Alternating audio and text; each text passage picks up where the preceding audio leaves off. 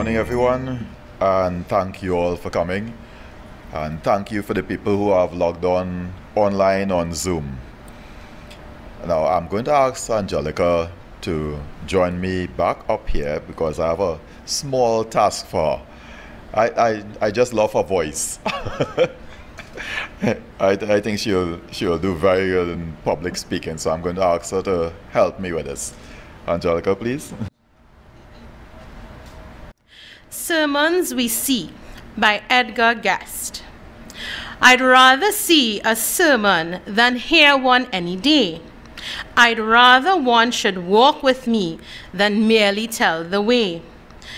The eye's a better pupil and more willing than the ear. Fine counsel is confusing, but example's always there.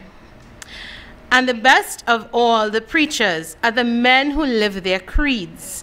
For to see good put in action is what everybody needs. I soon can learn to do it if you'll let me see it done. I can watch your hands in action, but your tongue too fast may run. And the lecture you deliver may be very wise and true. But I'd rather get my lessons by observing what you do. For I might misunderstand you and the high advice you give, but there's no misunderstanding how you act and how you live.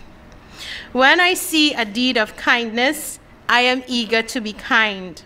When a weaker brother stumbles and a strong man stays behind, just to see if he can help him, then the wish grows strong in me to become as big and thoughtful as I know that friend to be. And all travelers can witness that the best of guides today is not the one who tells them, but the one who shows the way. One good man teaches many. Men believe what they behold. One deed of kindness noticed is worthy or worth 40 that are told. One who stands with men of honor learns to hold his honor dear. For right living speaks a language which to everyone is clear. Though an able speaker charms me with his eloquence, I say, I'd rather see a sermon than to hear one any day. Thank you.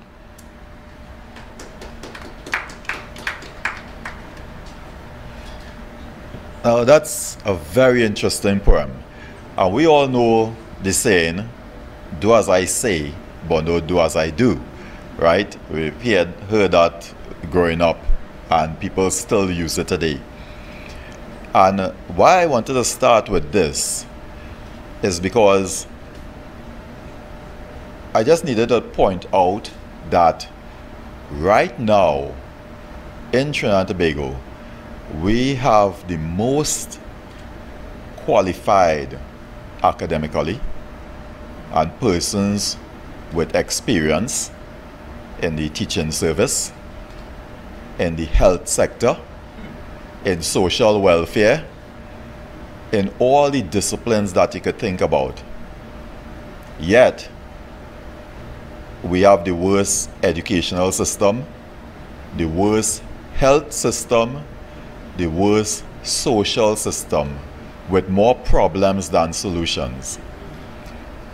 And we have to wonder why that could ever be possible, considering the wealth of knowledge that we have among ourselves.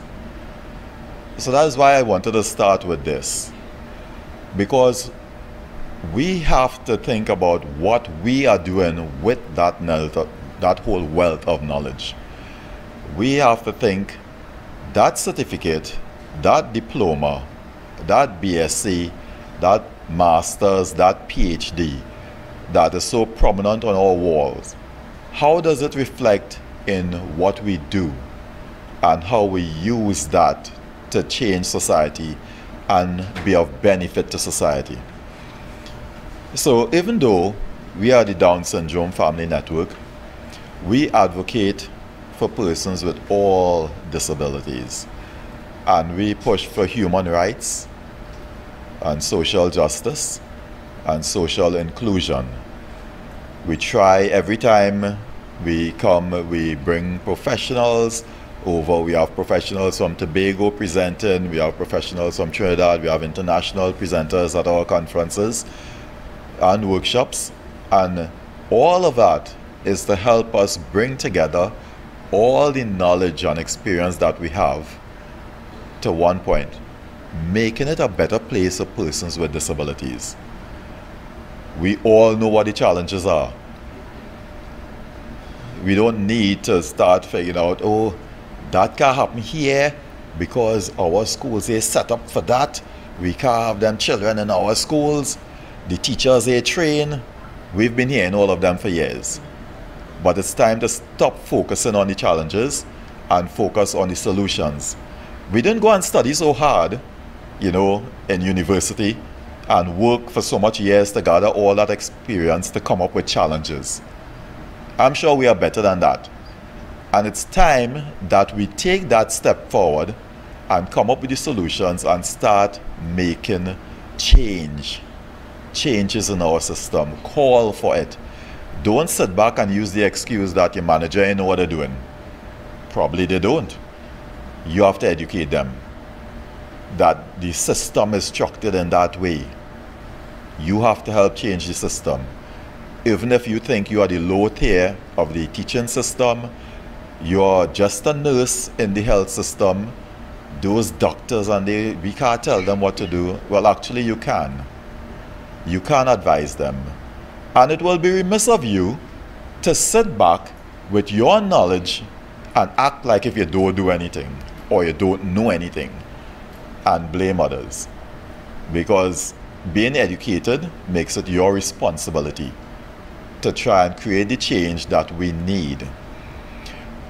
Now we know that initially the main focus for persons with disabilities, they would have used the medical model, where you identify the disability and put things in place to make their lives as comfortable as possible.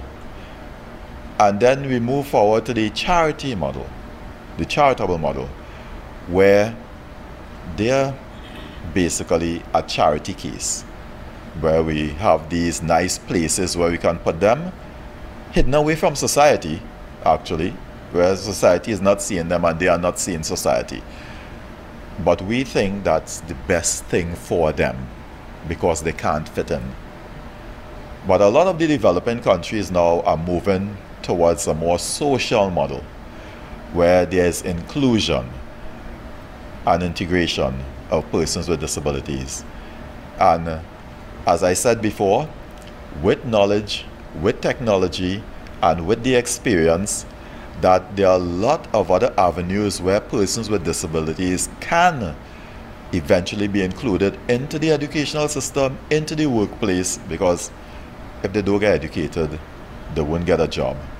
So we basically, by excluding them from the educational system, we're basically saying that they'll never be able to work at all. So education is where it starts. And the education also starts at home. That's why I started it with the poem, the sermon that I see. Because as a parent, I would have been one to say, you know, I can't get my child in a school and then he wouldn't be educated.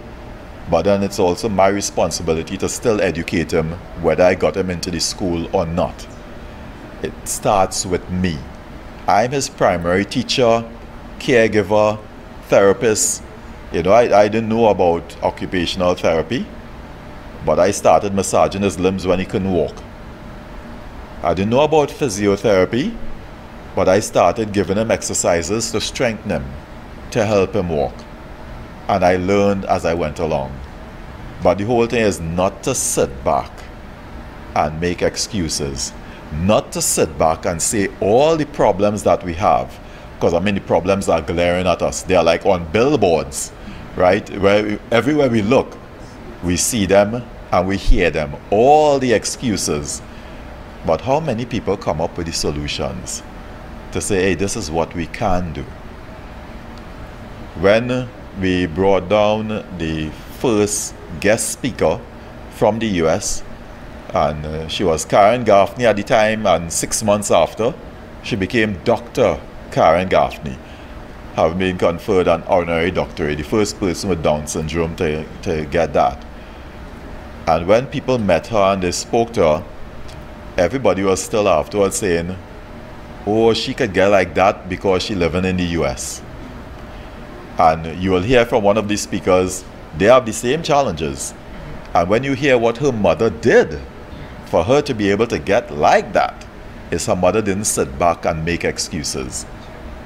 You know, she went out, fought for her rights, fought for independence, fought for everything for her daughter. And all of us, we have to do that.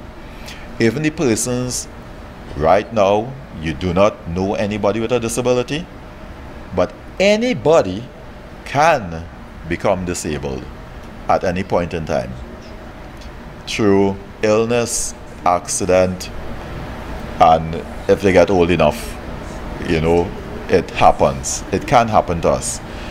So we have to be concerned as citizens about the rights and the welfare of persons with disabilities.